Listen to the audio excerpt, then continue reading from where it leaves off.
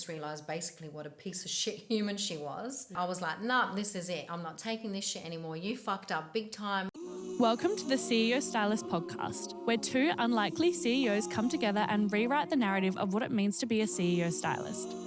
Yovanka Loria and Kirsten Harris are on a mission, giving stylists permission to join the movement of artists breaking the mould of what is meant to be for the hair industry and creating the life and schedule of their dreams. Fast forward through many failed attempts and lessons learned in the process, it's time to level up the playing field. It's time to call BS on what's been done before. Yovanka and Kirsten are ready to share it all, defying the odds of the industry and teaching you how to do the same. Welcome back to another episode of the CEO Stylist, and this is part 2. This is part 2 and I'm already sweating. So this is part 2, and the reason why we say part 2 is because now it's your That's turn. my turn. Now it's your turn. That's my trip down trauma lane. Yep, it really is. So, and that's why we're wearing the same outfits, because we've gone back to back with these stories. Got to keep it in the moment, right? We do got to keep it in the moment. Are we going to hop right into it? Let's hop right into it. Okay, so take me back. All right. Take me back so to this is you got to talk, I got to shut up. No, you can ask me questions. So where did it all start? Where did it all start? Because you've got a couple of stories, but I do have a couple. I think everyone has a couple of stories, but this is probably one of the biggest ones that caused me probably the most trauma and the biggest lesson from it. So my thing is, this was someone that was very dear to me, like you, like your story as well. It was someone that I looked up to in the industry from when I was very young. I worked with this person when I finished my apprenticeship, when someone becomes your mentor. And then I ended up working for her, and I really, really did look up to her. I idolized her, and she was a pretty big deal in the industry back in the day. So I'm going to pause you right there. I love this different perspective, because my story is from a business point of view as a business owner. Now yours is from an employee perspective as well. Yeah, okay, it really was. It was kind of like from employee to best friends to potential business partners. Okay, because she was always throwing, let's, why don't you invest in the business? So how did you get your job? So you'd finish your apprenticeship. How did you get your job? Well, I met her where we were working. Got it. We were working at Clip Joint together. It's no big secret. I'm not going to reveal who the person is, but we're working at Clip Joint together, and then she went on to open up her own school and salon and academy, and was doing something pretty amazing. And why are you smiling? Because I kind of dropped. It's fine. I'm not dropping the name. Adelaide, everyone, funnily enough, has had interactions with this person. But I'm not going to drop the name. It's not about the name, is it? It's about the story. About the story. That's right. The breakthrough, actually. The breakthrough. The breakdown. Do you want to start with the end first, like I did? In what way? Meaning what the gift was out of it? And the gift is obviously we're at the position that I'm in now. Fuck yeah. Right, that was the biggest gift. But obviously things happened along the way that pushed me to where I needed to go. Yeah. Without that, I always say it, lucky when shit like that happens, you don't let it define you. You let it drive you. Did it torment me? Absolutely, for a few years. It took me a minute to get my shit together, to filter through what happened. But I think like I said, I ended up working for her for years. And like you, I saw so many people started to see. I was warned about her, that she was paranoid, and that she was, I could see the way that she would treat people. And she was so good at marketing, so good at selling, so good. Because narcissist, now I know what that word is. Back then I didn't know what a narcissist was, because they're quite charming. They're very fucking smart. They'll win you over. They'll say what they need to say. And make you believe that you need them in your life. 100%. Make you believe that you need them. And I think also as empaths, we're kind of drawn. It's kind of like they're drawn to us for traits that they don't have, and we're drawn to them for traits that we don't have, because I generally like being around really strong people. I just don't like being around psycho people, right? But I think that's where once you peel the onion back, I could really see what she was doing. And like you as well, there was multiple times I was like, that was below the belt of how she would treat people, but you just never think it's going to happen to you. Yeah. Right? And to a point in time it hadn't, so you'd witnessed bad behaviour. To a point in time. And there was staff coming and going. But if they came, were you untouchable because you were close to her? I think I was untouchable because, I just got on with my shit. Yeah. I was always that right-hand person. Do you know what I mean? As you know, what I'm like now, I was very solution-based. I kind of just, stayed in my lane. I didn't really speak up a lot, but towards the end when things were happening, I just had a way of bringing up situations that, narcissists don't really like being told that they're wrong. So I had a way of saying things that we never caught head to head a lot up until the end, when I'm not even gonna go into what happened, because it's such a shitty shitty scenario of what happened when we went like to Sydney and how it all backfired. But when she turned on me, which as they do, I just realized at that point, oh my God, like there's, no one's infallible. No one's going to never be caught in the crossfire, because when they do something and you really catch them, and she would have had to do something really bad for me to turn around and be like, you fucked up. Yeah. But she really, really did fuck up. And everyone... How long had you worked for her at that point? Probably she'd been a part of my life, I think, for a good 7-8 years. Oh, wow. So from when I was like, 17, 18. Oh, yeah. Probably 6 years, I'd say. Wow. When I was about 24, 25 is when she turned on me. And in that instant, like you, it's like just they turn cold. And when you're telling them of what they're doing, narcissists have a way of deflecting and gaslighting you in return, right? So I was like, nah, this is it. I'm not taking this shit anymore. You fucked up big time, everyone around. But they quickly weave their poison, and they quickly turn everyone else around you. And is that what happened? They turn people against you? They turn people against you because they're telling people a very different story or version, because they've got their own version. They're master manipulators, master liars. And because, like us, people that don't really speak up, a lot. I mean, don't get me wrong. I am Capricorn. I am Serbian. I am pushed to the point, I do have a voice, but I'm not in... But you were also young. I was also young. And respectful. Yeah. You've been raised in an environment where your family owned a business, so you know that hierarchy naturally 100%. occurs. And there was always that hierarchy where you would just, back then we just... Listen, my dad's, a red-blooded Serbian male. Like the way that he was very vocal, very, very firm. So to me, my capacity was a lot. I could take a lot. Yeah. But it obviously turned when you see where it's unethical behavior and where it's also uncalled for, and it's also character assassination. When your character, especially me, who always, back then I was doing 60 hours a week. Like I was doing whatever needed to be done. I was doing 12-hour days. We were traveling interstate. We were doing photo shoots. It was like I immersed myself in the world because of hair, because I'm very passionate about what I was doing. And to me, I mean, I'm going off track here, but just to give you the scope of why she probably didn't turn on me, because she really needed me at some point, because I was always the one that was there. You'd never question. I didn't question it, because I really, at the end of the day, was doing it for myself as well, not just for her. But that's just how it was. If you wanted to get ahead, they you need to work hard. You need to work hard. That's just how it was. Spoken about that before, I think. Yeah, but that, I never forget the minute where I said to her, that's it, I'm done, I'm leaving. And she turned on me, bring the keys here. She just, she was just horrible. And I remember standing outside her shop, and she was berating me and saying to me, you'll never work in this town again. And, you'll be nothing without me. And I don't know, just this inner strength came over me, and I just realized basically what a piece of shit human she was. Wow. Because at the end of the day, you know what I'm like I'm right beside, like, either love you or I don't, and if I love you, I'll go above and beyond. Yeah. So if I was that shitty person that was like, hey, maybe I deserve this, I would take it. But I was like, gee, she just made me realize who she was at that point. Wow.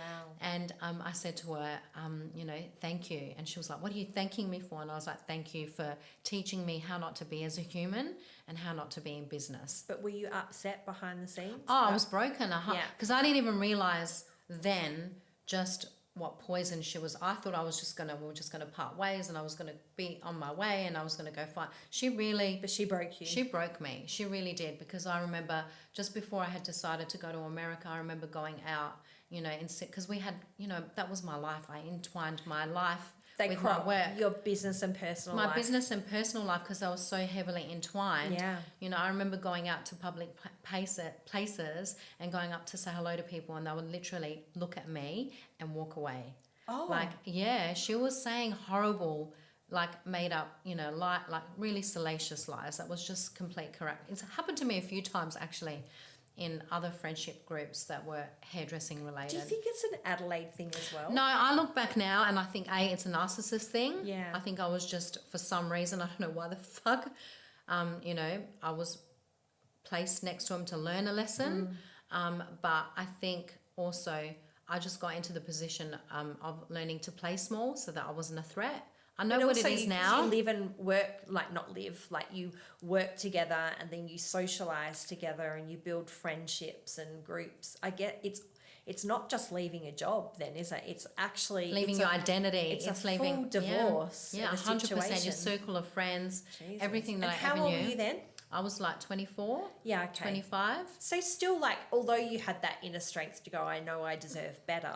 You still feel got like it. a broken little girl going. And you're still "What more. am I was doing?" still more mad at myself because I was like, "Why the fuck?" Oh, I can relate to that. Do you know what I mean?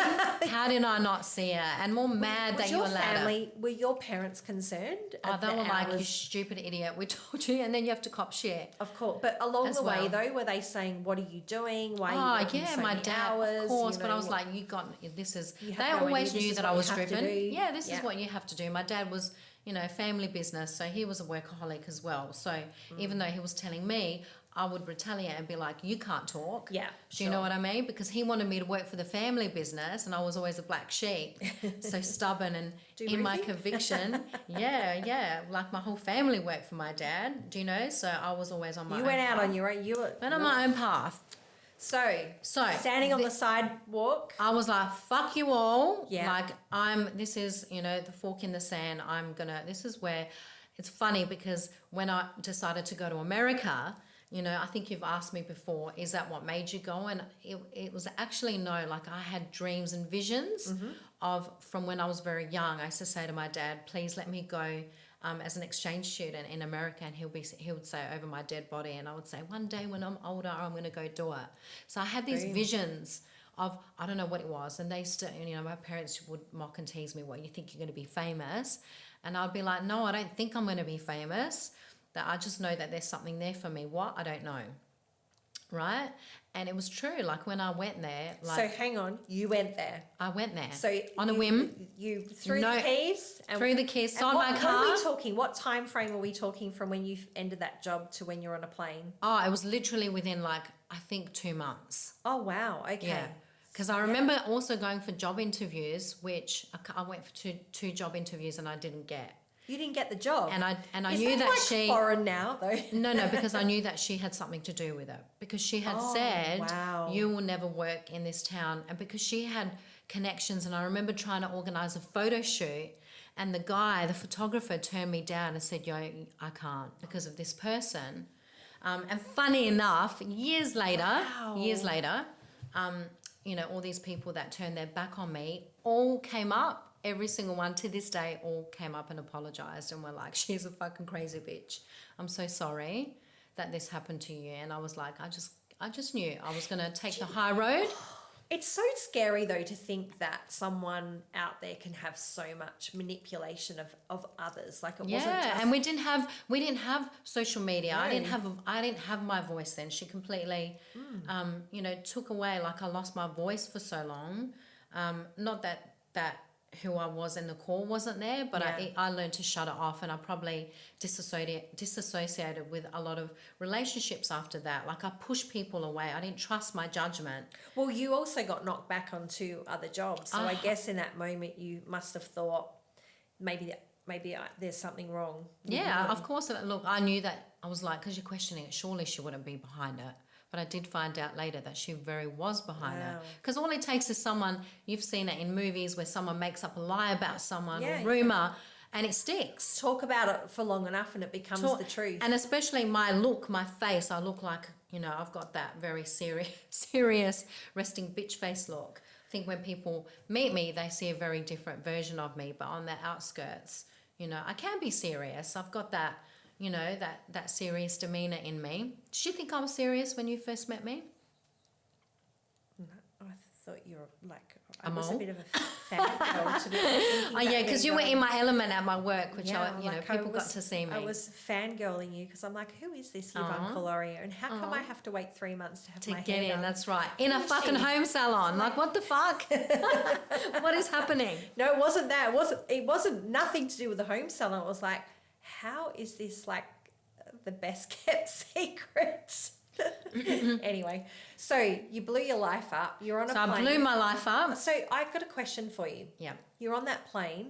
Do you have any intention of coming back? Like, I don't really. Well, at that point, I didn't know. I was just like, Right. gonna, submit to whatever the universe had in store for me. And I remember like bawling my eyes out on the plane still. Like, I didn't know where I was going. You were like so young. And where were you headed? I was headed to LA. Okay. No green card, no anything. How long can you work in America without having to formalize it with a green card? So 3 months. Right. Okay. So 3 months, and then you'd have to go to Canada, or you'd have to go out for the day, get back in for the day. And I believe it's quite difficult. It's as so well. difficult. Yeah, yeah. And to be fair, when I landed there, I was instantly like just drawn to celebrities. I had so many people wanting to help me. Things just happened. I connected with people from Adelaide. In LA. In LA, yeah. Actually, one of my stockers now, her husband, so Liana from Joint, her husband, which is so funny.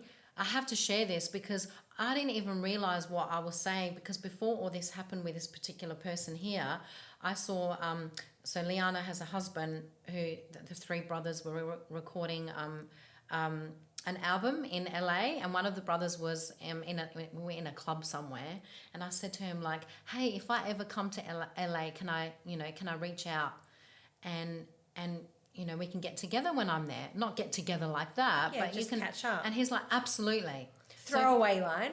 Throwaway line, but I didn't even realize, like, I was manifesting You really were. what I was saying, not realizing that I was going to happen. So lo and behold, when I get there, who was the first people that I called? Really? Yeah, and it was them, and they really, because I was staying, you don't even want to know where I was staying. On someone's lounge? No, not on someone's Couch lounge. surfing? I stayed in a really nice bougie hotel for a few days. Of course. And then after, I was Beverly? like, this is not going to Bullshit. Sunset Boulevard. And which is funny enough. So my supplier is literally 6 minutes from that hotel that I stayed in. Okay, but you wouldn't have even known who I didn't even know from who a he brass was then. razoo back No, then. I didn't even know Okay. who he was back then. But these boys, I ended up, just checking into. It was called Banana Bungalows. It was like, it was like a hostel. Oh, And then the boys were like, what the Strap hell are you in, Maxie, doing? we're in for a wild what ride the here." hell are you doing? You're coming to stay with us. And they came and collected but they me. were staying in a bougie hotel. No, the boys were they were renting this like 2-3 story house from, do you remember Angelica Bridges from Baywatch? No? Back in Baywatch days? I only remember one person. Pamela A couple of Anderson. people from Pamela. Baywatch, yeah. Anyway, they were renting the house from this girl, and it's this bougie 3-story house, and the boys were, saying we're going out networking, so if you want to come hang with us. Wow.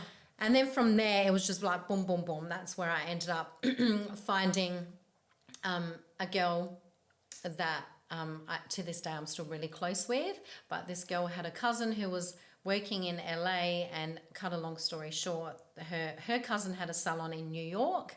And because in LA you really can't work, I wasn't going to get very far in LA working at that time unless I had a green card. Right? So, but through these connections, I ended up... one of the girls had a salon, and she was like, fucker, if you know this person and this person is vouching for you, come to New York and As you do. I'll hook you up. So that's what happened. I flew to New York again, not knowing where I was going to stay, checked into a hotel, and then one of the girls from the salon came and collected me, and the rest is history. I ended up working. So this is the polarizing difference right here between you and I, because we're the best of friends, is I could never do that. Really? I'm brave in other areas, but not to have. Not to do that? No?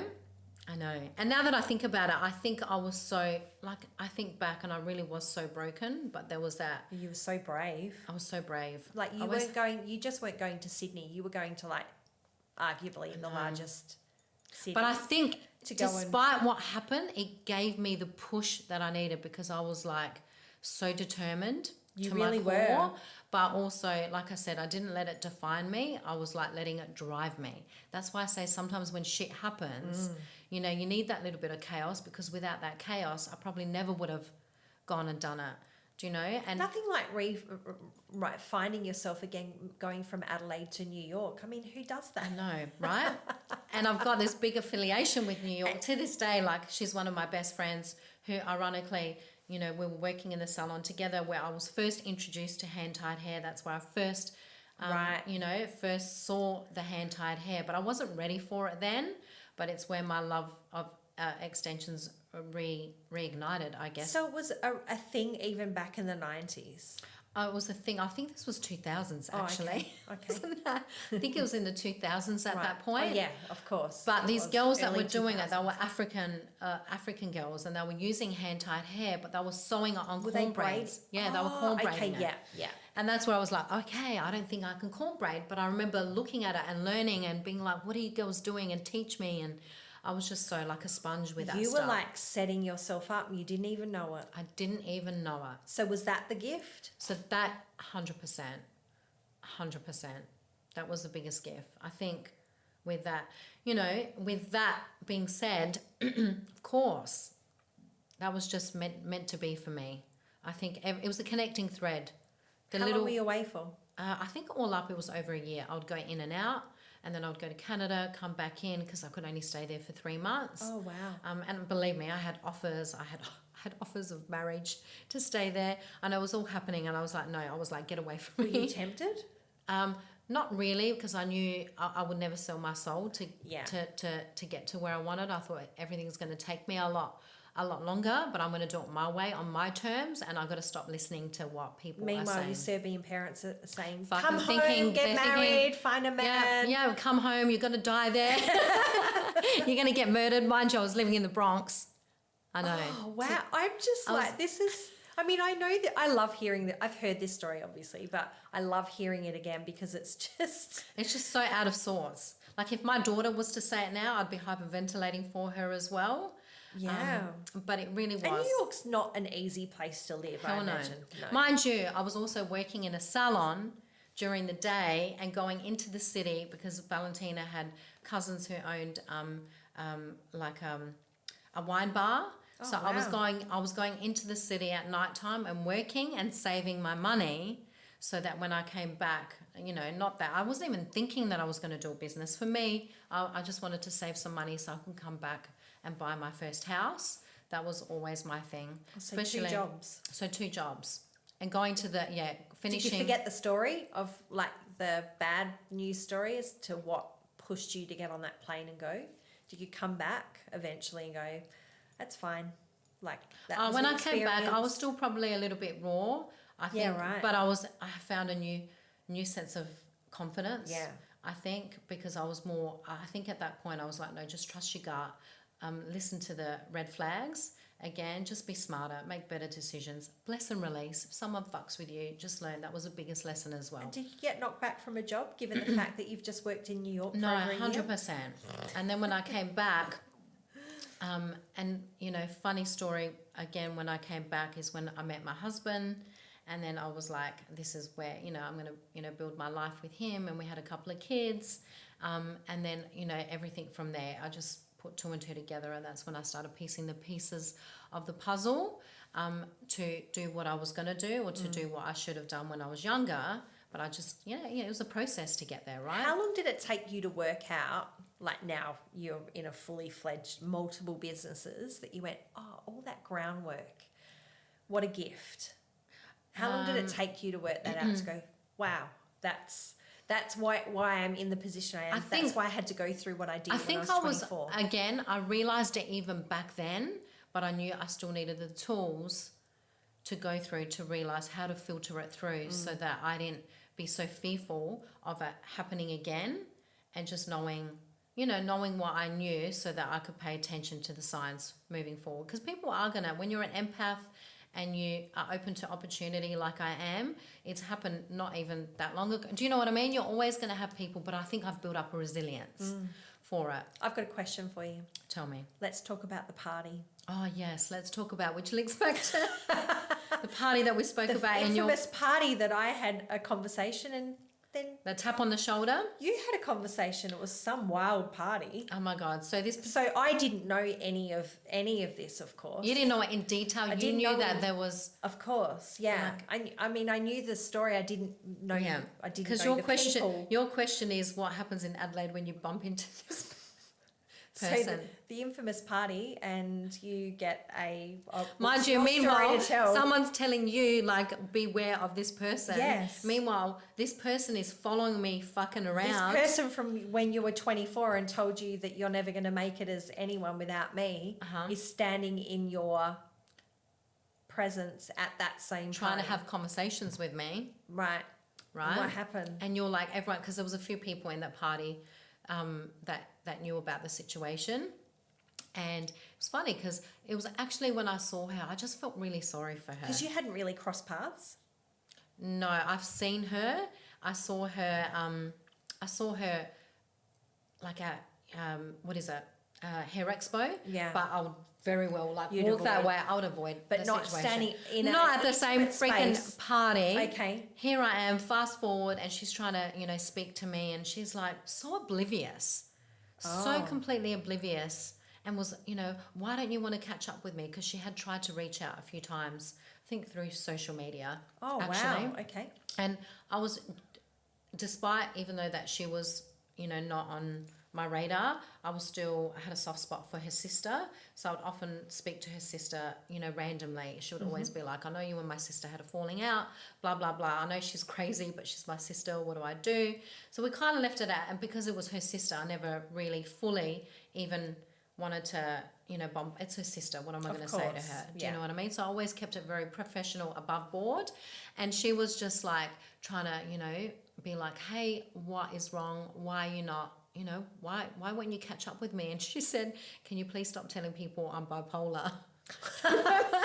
And I said, because you are. I'm pretty sure she said that at the beginning of this podcast. Yeah, she said, and I said, because you are. And she said, but like, what even happened? And I just... Did you get an apology? Well, this is a funny thing. Funny you should say that, because I actually did. So Right, I said a couple of things. Yeah. Said I'm not going to rehash, but do you not even remember this? She tried to gaslight me again. Right. And I said, see, this is why I'm not catching up with you, because I'm trying to tell you 20 years later, I'm over it, but you're asking me. Yeah. I'm just validate what I'm trying to say. And she said, you know what, you're right. I apologize and I'm really sorry. And look at you. But do I believe her? Fuck no. Hell no. And I said, thank you. Thank you for apologising. I'm past it. I wish you the best. And remember what she said? Remember?